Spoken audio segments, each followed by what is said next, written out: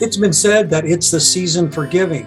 It's also been said it's more blessed to give than to receive. And there have been many studies about the happiness level of people who gave of their time and efforts to others. These studies also seem to point at the happiness of people who give with the purpose of helping others. By giving, we demonstrate our appreciation for others.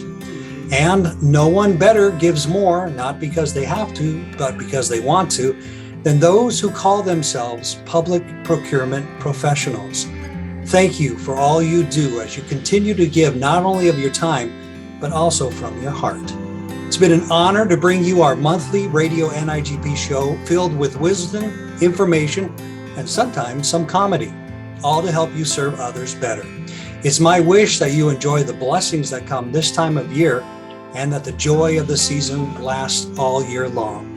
From me to you and yours, Merry Christmas. And from the Radio NIGP family, Happy holidays! Merry Christmas. Hello, it's Stacy Gregg, and I am bringing you greetings from the beautiful campus of the University of South Carolina, here in Columbia, South Carolina. I just wanted to wish you a very merry holiday season. Enjoy your Advent season. Happy Hanukkah, Merry Christmas, Happy Kwanzaa, and of course, may each of you have a blessed and safe new year. I so look forward to seeing you in 2022. Until then, I love you.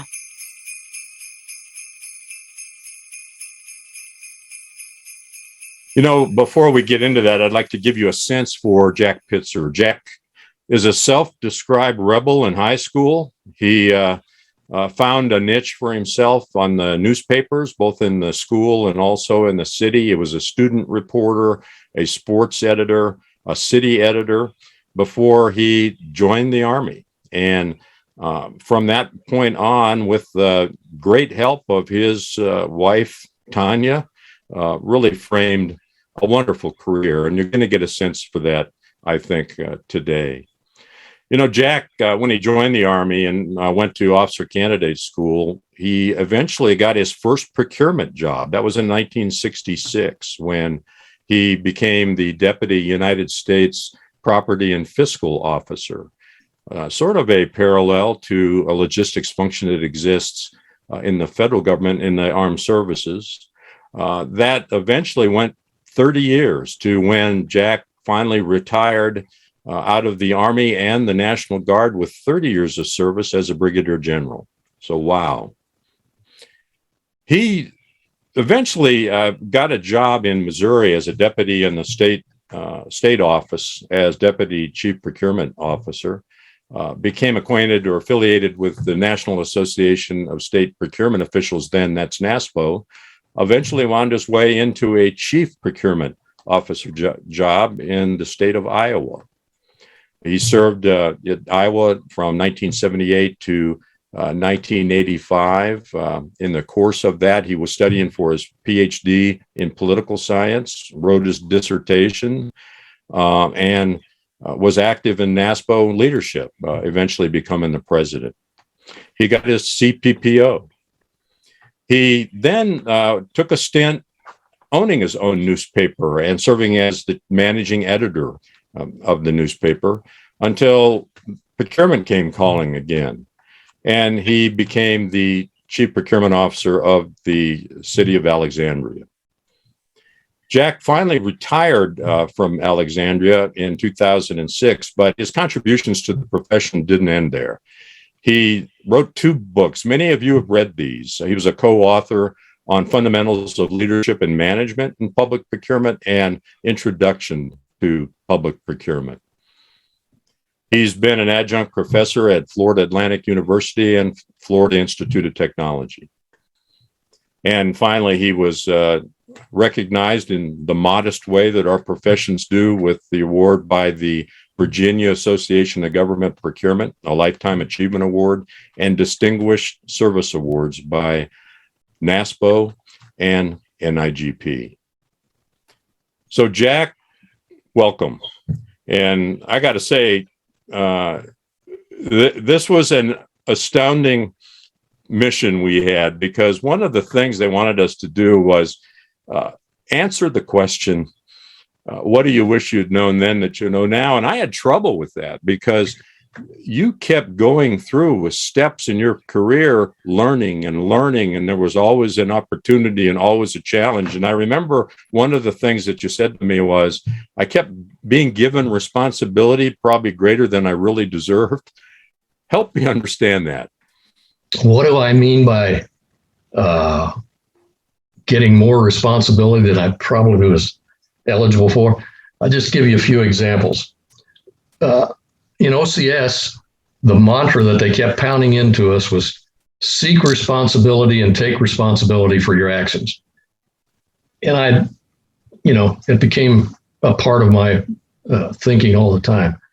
So when I got back from OCS, and I was working for the local newspaper, but even before I went to OCS, the editor put me in charge of the paper for 2 weeks and took his first vacation in 10 years after I'd been there for 6 months. And I was just a 20-year-old high school educated kid who'd learned what I learned on the job. So that's where he threw it at me. After I left the paper, and the National Guard took me, then I was a 22-year-old second lieutenant with about 6 months in grade, and they hired me to be the command administrative officer for a battalion of 5 units stretched all over the northern part of Missouri. And I had about 10 employees who had about 100 years of combined experience, and I was their supervisor. And you mentioned Missouri Division of Procurement. I had just finished my classwork for my PhD, and the director of the division selected me to be his deputy and threw at me a couple of really big tasks. One of them was to convert the division from patronage to a merit system, and the other one was to develop a statewide procurement system, rules and regulations, and do away with years of just memos and individualized instruction type thing. And that was a big challenge. But we're going to focus on one thing. I mean, this is kind of a fun one, because now I have met the culprit that is responsible for writing this passage, and I'll just show it to everybody.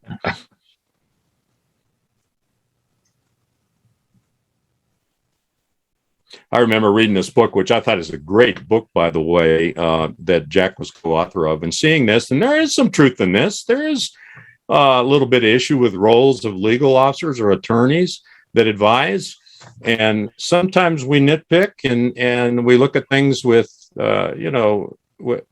we're splitting fine legal hairs, but I think that's what at least from my perspective, that's a contribution that we make to that. So Jack, I won't give you your Fifth Amendment warnings. You did write that, right? I did. Yes, sir. You did. So I'm guessing there's a story behind that stuck in your mind in terms of the role of attorneys. What was that?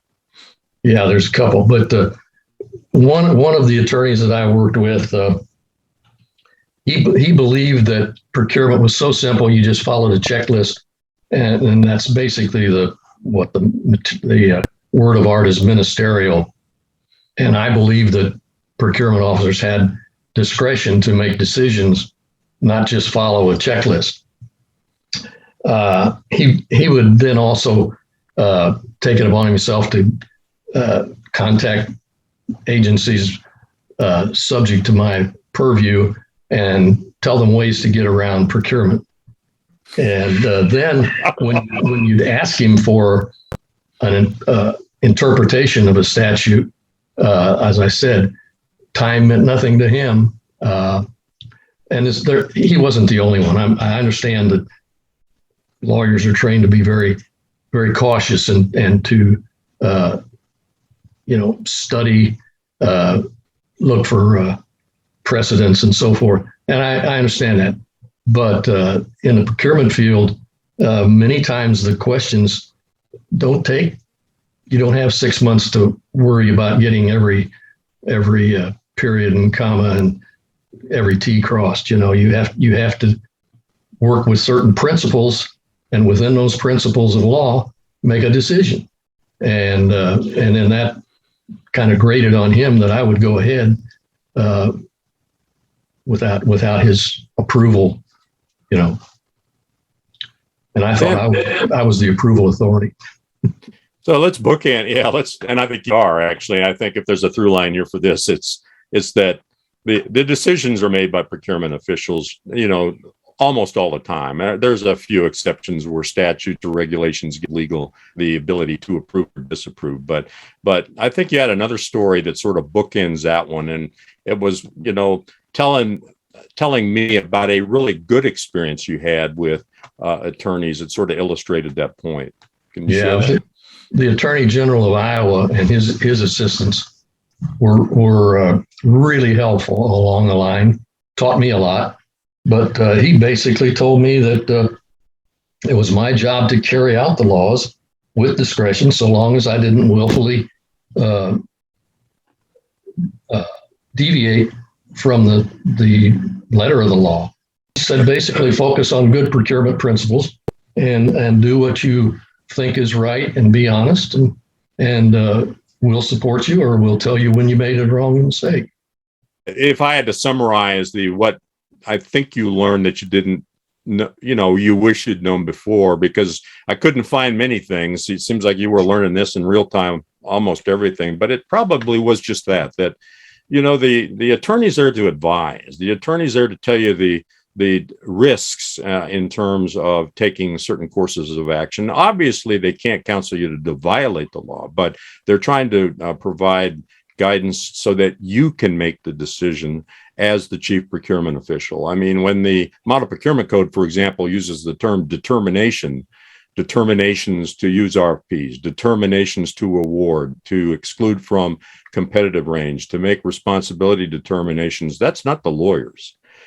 That's you. That's exactly right. So one of my favorite quotations of one of my favorite presidents, Harry Truman, is it's what you learn after you know it all that really counts.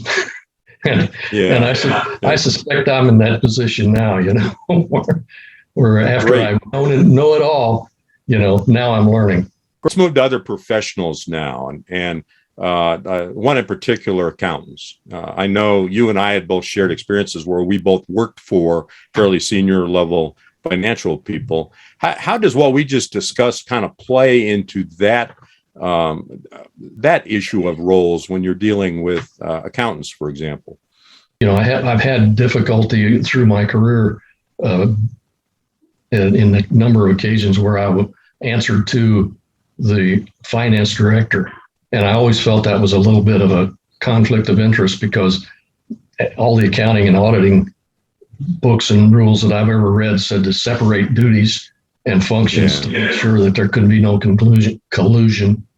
And in fact, when you read about procurement fraud, most times it's where somebody got control of the ordering, the receiving, and the paying process, and was able to get away with it for a while. You and I had talked also about the whole idea of internal controls and risk. And I know one of the things that we had shared discussions about was the fact that sometimes procurement, in terms of, you're not trying to break the law, but you're trying to come up with innovative approaches. And the financial side gets into the auditing function in financial reports and the need for reasonable assurance that what's being reported is accurate. And there seems to be, at least to me, a little bit of a change in perspective in terms of taking some chances, or maybe being innovative, things that you hadn't done before in terms of the profession of procurement, and lawyers really, and probably also accountants. Now, Did I make you mad with anything I said there, or is there a grain of truth? I basically agree with that. That it's a worldview, but you learn somehow. All the good accountants that I knew were CPAs. They had put years and years into the study and passing tests, just as we believe that the procurement officer needs to put years and years into the study and pass tests and become certified by his discipline or his profession. So I understand. I think I understand that.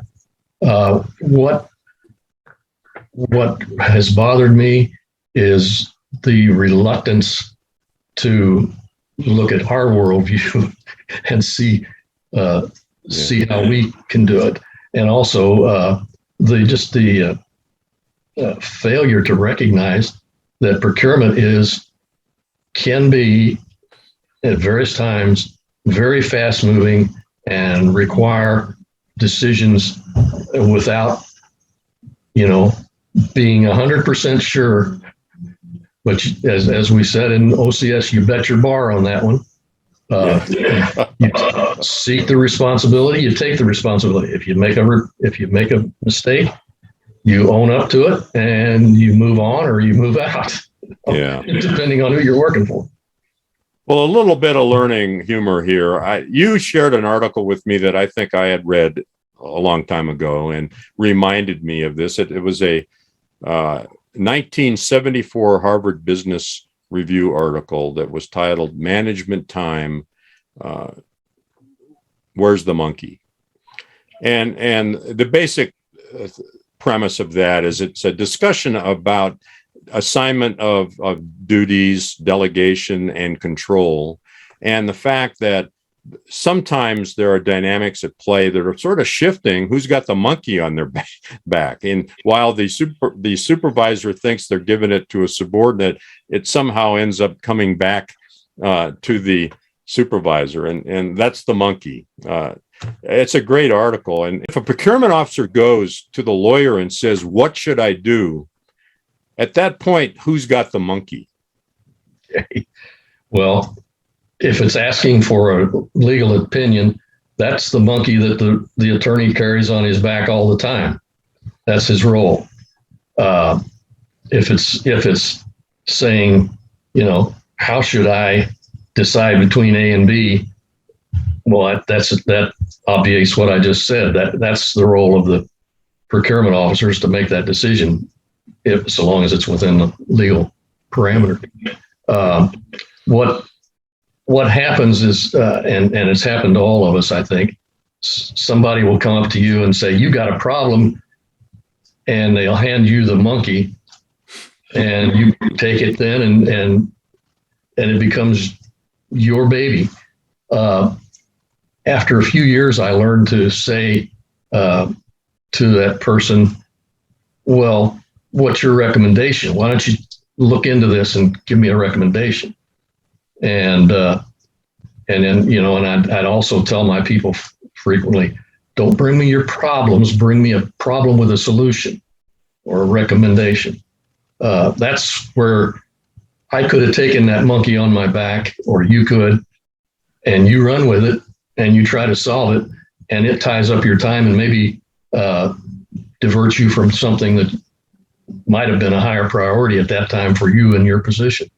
So it's like you said, it's learning to delegate, learning to supervise, learning how to, and it took me a while to do this because of my nature, I guess, but how to respond back. And when you do that, I think you develop more self-confidence and awareness in the people you're working with by challenging them to bring you a solution rather than allowing them to put the monkey on your back.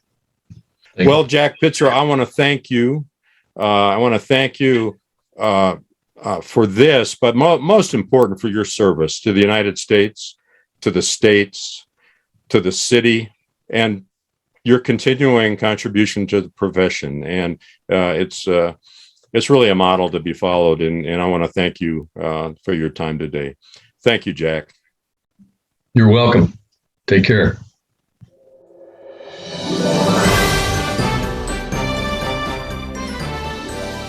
Well, hello there. On behalf of Legally Speaking, I'd like to also wish you a Merry Christmas and a Happy New Year, but I can't really wish you a Merry Christmas and a Happy New Year because on behalf of John and Richard and I, in Legally Speaking, I need to legally qualify the greetings. So what I would like to do is say, we wish you, but in no way warrant or guarantee you, your heirs, assigns, or successors a reasonably Merry Christmas or festive year-end holiday season event celebrated individually as appropriate, and including but not limited to a reasonably Happy New Year, a 12-month period commencing on January 1st of the ensuing year, or on the date of receipt hereof, whichever occurs first. Thanks. See you next year. Happy holidays. Bye.